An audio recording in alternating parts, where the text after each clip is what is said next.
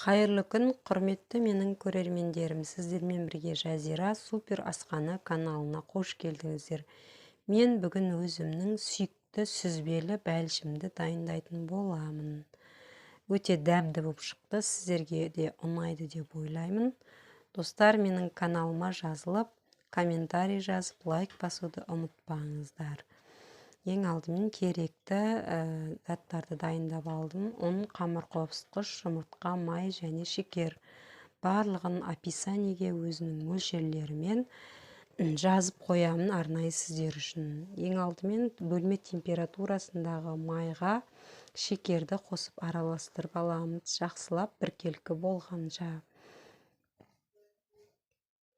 Майды араластырып болғаннан кейін бір штук жұмыртқамызды осы қоспаға қосамыз да тағы да араластырып аламыз жақсылап.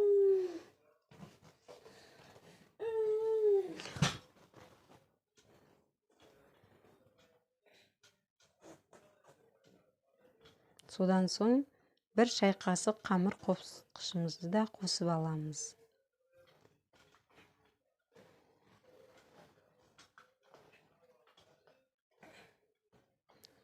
Кейін ұнды қосып, жұмсақ қамыр илеп аламыз.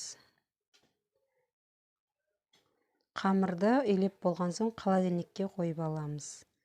Енді салмамызды дайындаймыз. 400 грамм сүзбе, қант, жүгері крахмалы, 200 грамм қаймақ, бір жұмыртқаны араластырамыз.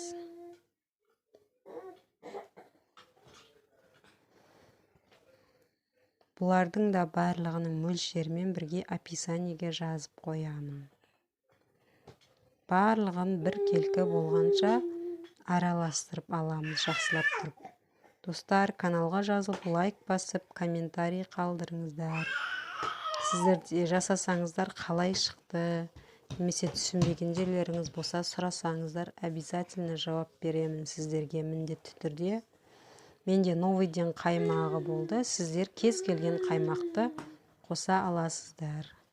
Менде сүзбеге үйдің сүзбесі болды. Сіздер дүкендегі сүзбені қоссаңыздар да болады. Енді холодильникте тұрған қамырымызды алып, табамызға жақсылап біркелкі қылып жайып шығамыз. Менде 26